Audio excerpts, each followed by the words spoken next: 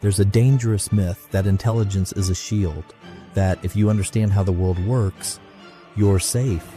The truth is far more brutal. A high IQ isn't a shield. It's a double-edged scalpel. And if you never learn how to handle it, you'll end up gutting your own life.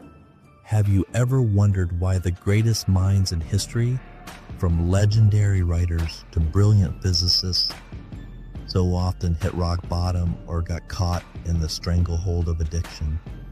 It's not a coincidence. It's the price of a mind that never learned to be quiet. Today, we aren't talking about weak willpower. We're talking about how your own intelligence builds the most sophisticated prison imaginable. A prison, no exit, because the door is bolted shut by your own reasoning, brick by brick, thought by thought. Because here's the thing about logic, it's your most dangerous enemy. Imagine there's a world-class lawyer living inside your head.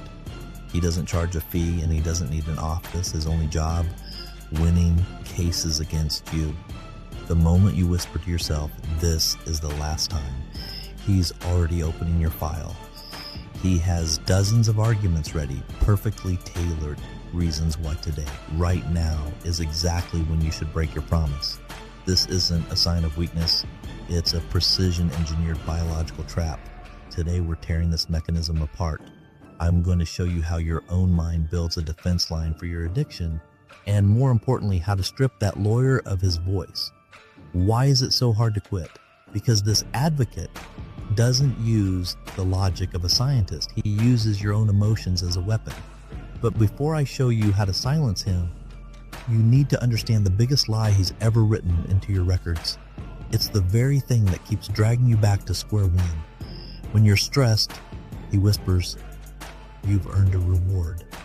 When you're happy, he says, "This calls for a celebration." This is the shield addiction holds up against your common sense. Notice how he never says, "Go get wasted," and he always says, "Just one," to take the edge off. That's the first line of defense, trivialization. Your mind creates an illusion of control while you're the one being controlled. Every attempt to fight him ends the same way. The advocate brings up the weak willpower you supposedly lack.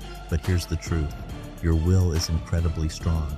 It's just being recruited for the wrong side. Let's do a quick test. Think back to the last time you told yourself, "I deserve this today." Was that really your voice, or was it the advocate? If you can distinguish the two for even a second, you've just won your first case. Most people give up here. They believe that voice in their head is their true self. But look closer. If you can hear that voice, it means you aren't the voice. You are the observer. This is the turning point in every recovery and every escape from the dark. Understanding that the advocate of addiction is nothing more than a learned neural pathway.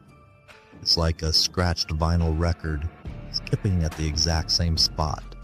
You can stop participating in this trial. You can simply walk out of the courtroom.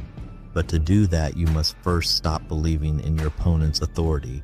He isn't the judge. He's just a hired liar. So, what do you do when the advocate starts his speech? Don't argue. Arguing is an admission that his points have merit. Instead, name him. Say to yourself, "There he goes again, the same old argument about a hard day." This strips him of his power. When you stop being the defendant and start being the audience, the trial loses its meaning. In my next video, I'll show you how to physically rewire the neurons the advocate has put to work. But today, focus on this one step. Escaping addiction isn't a fistfight. It's learning to ignore a harasser on the street. Eventually, he'll go silent because he no longer has an audience to play for. If this video gave you even a sliver of distance from that voice, we've taken the first step. Type the word "understand" in the comments if you know exactly what I'm talking about.